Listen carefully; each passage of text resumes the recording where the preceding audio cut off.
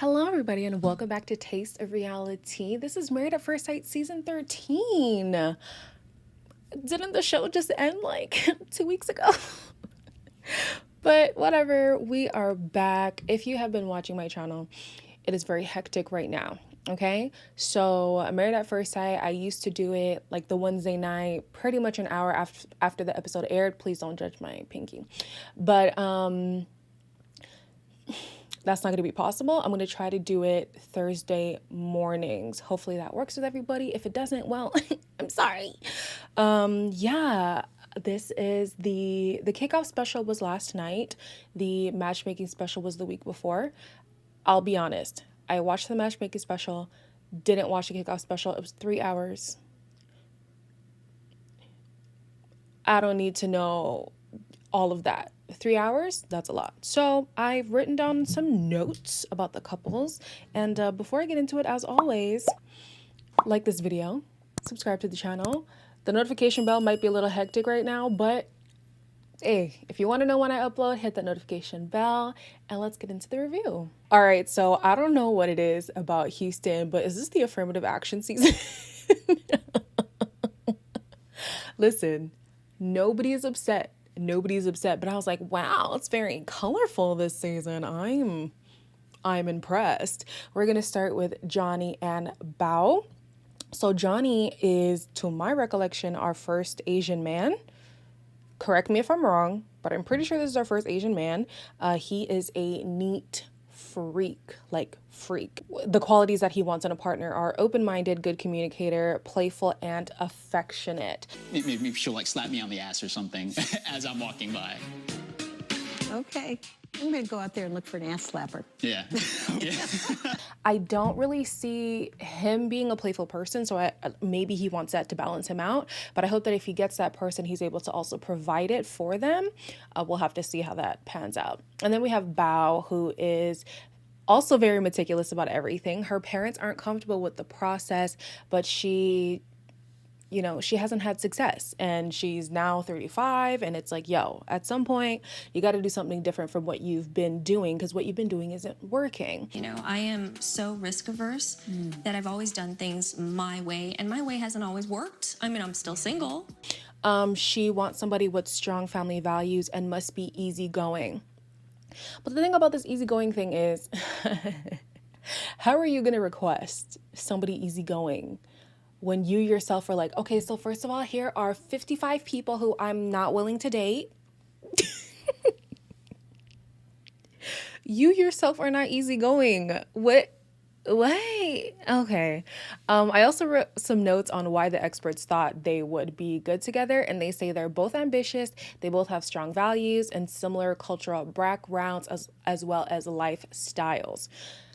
I definitely think that on paper they will work, but both of them having such a meticulous behavior, it might piss each other off. You know what I mean? It might be a situation where if I don't like how you are doing things or how you communicate, how you go about household chores and stuff, not because you're doing it wrong, but because it's not my way, I could see maybe some tension or some clashing between them. But definitely their ethnic similarities and their lifestyle definitely complement each other. All right, so next we have Myrla and Gil. Myrla is very inquisitive about life.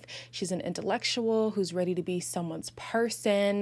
As trauma from growing up in a house of domestic violence, or has trauma, sorry, from growing up in a house of domestic violence. I didn't hear her say that she was talking about therapy. Yes. She has found ways to cope, which is good, but it seemed like her coping was avoiding. We do not engage in conflict, at any means possible. And so I think for me, that is how I processed it. Very blessed considering where I came from. I don't know if anybody else caught on that, but that's what I took away. And I didn't hear her saying that she was actively seeking therapy or has been through therapy to deal with her trauma. So being with another person, especially somebody who is a firefighter, I don't know. I feel like some abandonment stuff might come up, the traumas, the traumas are gonna rise. That's just my opinion. Then we have Gil, who is a sensual Afro-Latino who's into thunder things. Okay, he like them big.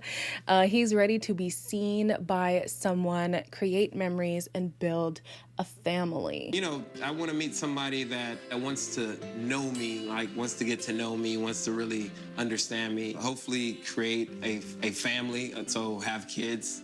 Something about him is giving me authentic. It's giving me...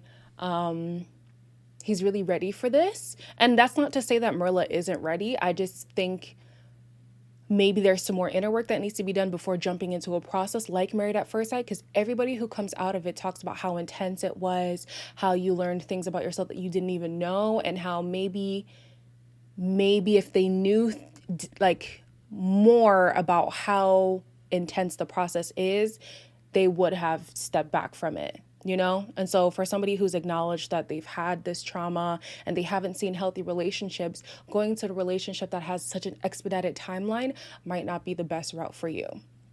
So the experts said that they are both family oriented, they have Latinx heritage, they're both sexually driven. I think Dr. Pepper even said their sexual combustion will keep them together.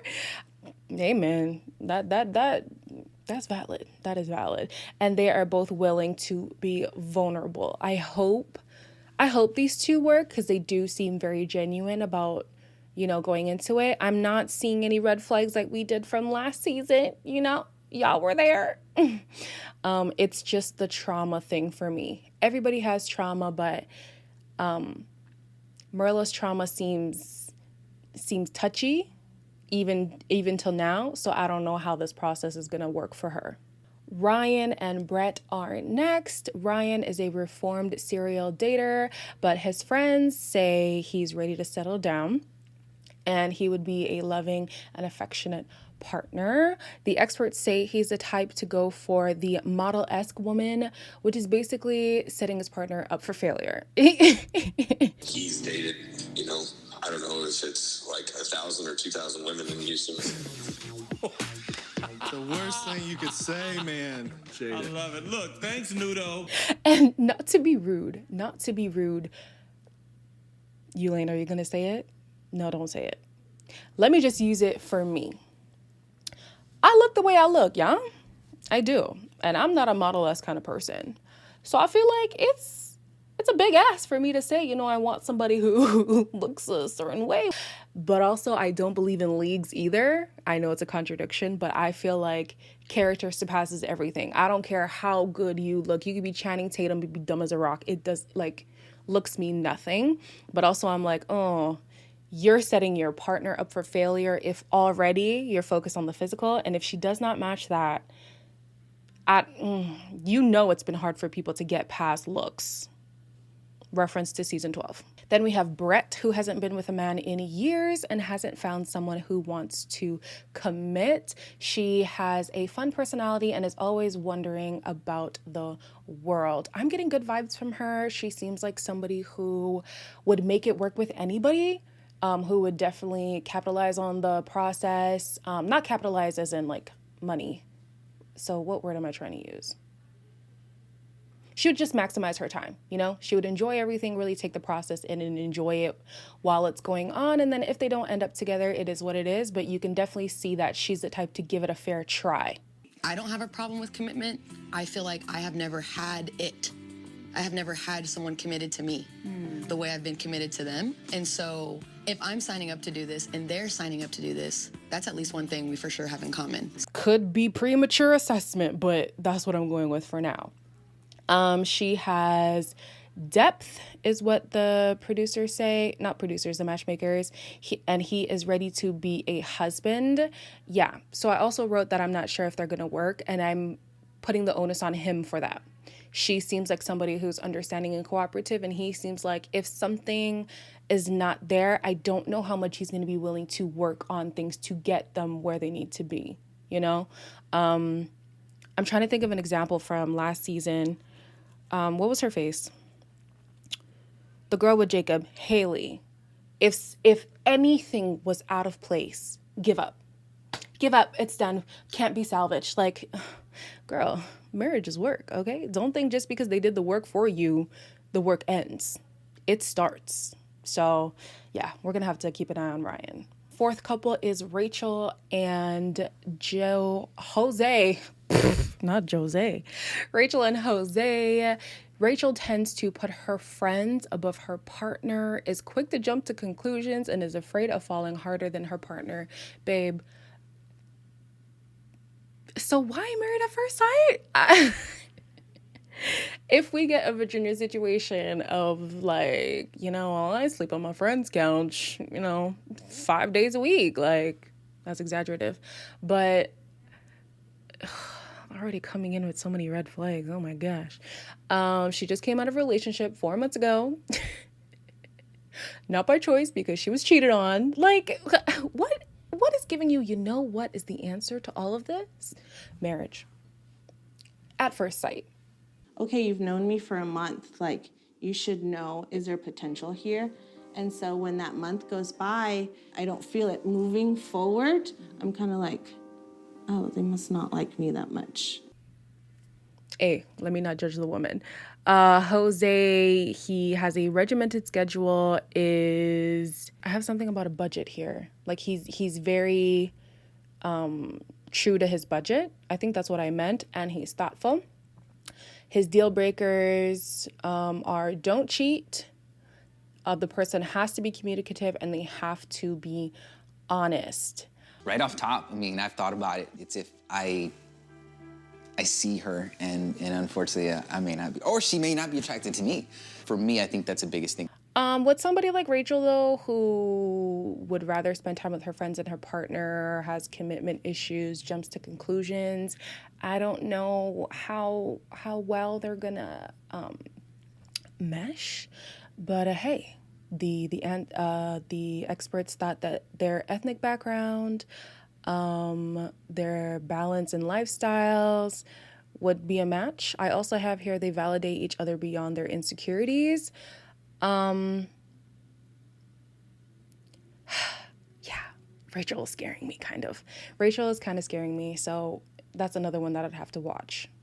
The last couple we have here is Zach and Michaela. Zach doesn't have any married friends. He's known to be particular, but he has learned to see his own flaws. He has never been in love. He says the timing is the reason why he has been single. I would always look for something to not like in someone. And when I found that, it would always hinder my ability to actually want to, continue a relationship or actually be open to possibly being with someone. The last person who hasn't been in love was Ryan. And I know I'm going to do a lot of referencing to the previous season. That's just what I'm going to do, okay? I'm traumatized. Yeah, Ryan hadn't been in love. Then at the reunion, they said they were in love. And I don't know who has been watching The Bald and Beautiful. I love them even beyond the Married at First Sight stuff. I've been following them for a long time. But they had Ryan and Clara on and they were talking about, oh no, like things are great. They're amazing, da-da-da. They even said that they were having sex during filming, but just didn't want to share that part. And now they're filing for divorce.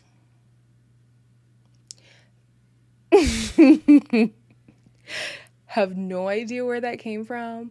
But yeah, this whole I've never been in love thing, it's concerning. Then we have, he said he's looking for a woman with intelligence, motivation, and compassion. Cool. Then we have Michaela, who can be bratty when she doesn't get her way, needs someone patient, tends to self-sabotage by going for men she knows it won't work with. So here you have a guy who's never been in love, who is very particular and is only just realizing how to see his own flaws, and a woman who looks for flaws deliberately. The last couple of relationships that I've had, the guy was not going to be here in the state of Texas, and he was never going to live here. So I think self-consciously I knew that, but I kept it going. Okay. She is more tolerant, she's self-aware, respectful, and appreciative of other people. This is what the experts are saying. The reason why they feel like they should be matched is because they are both ambitious, goal-driven, intellectually compatible, and are genuinely tired of being single. They also think that the sexual drive between the two of them will keep their fire burning. I think you're putting a lot of weight on this potential sexual attraction because at the end of the day, sexual attraction is more than just literally what you see. There's things that build up to being sexually attracted to someone. You know, the things that they do, the words that they say, the way that they care for you and others, like those things charge up a sexual attraction to somebody. So yeah, maybe physically it might be a good match, but if you can't get the little things together, I will not have the desire to be intimate with you, you know? So y'all be careful on banking. Oh, they'll be attracted to each other. So, you know, it'll keep the fire burning. That's not a guarantee. So yeah, basically the only couples that I really see working out would be Ryan and Brett, mainly because of Brett. Gil and Myrla, because Gil, I feel like Gil is really like, you know what, I'm tired of being a bachelor, let me work it out. Johnny and Bao, I think just because of their background, they'll try to make it work. And because Bao has such a tight list of who she can't mess with. If this doesn't work, girl, now you really can't mess with a lot of people because people done seen your relationship on TV. Like, it's kind of tough. It's make or break for you. But yeah, the ones where there's like severe trauma, those are the ones that I'm gonna be weary of because it's looking a little concerning. So yeah, those are my first impressions. The season is officially starting next week. They're going to start with the friggin' honeymoons because y'all know we don't get to the end of the weddings until like episode 4 now. Like, I get it. The show was growing and that's great, but man, 3-hour kickoff special? That's excessive. Again, the videos will be posted on Thursday mornings, God willing. If not, please don't kill me. I'll try my best. I have a very busy schedule right now. But yeah, we will follow these people on their journey. Don't send me spoilers. I don't care. I want to watch the season as the season goes. Reunion, cool. Y'all can tell me who's together, who's not together, cool. Don't tell me before, please. All right, guys, before I go, please make sure to like, comment, share, and subscribe. I'll catch you guys next week.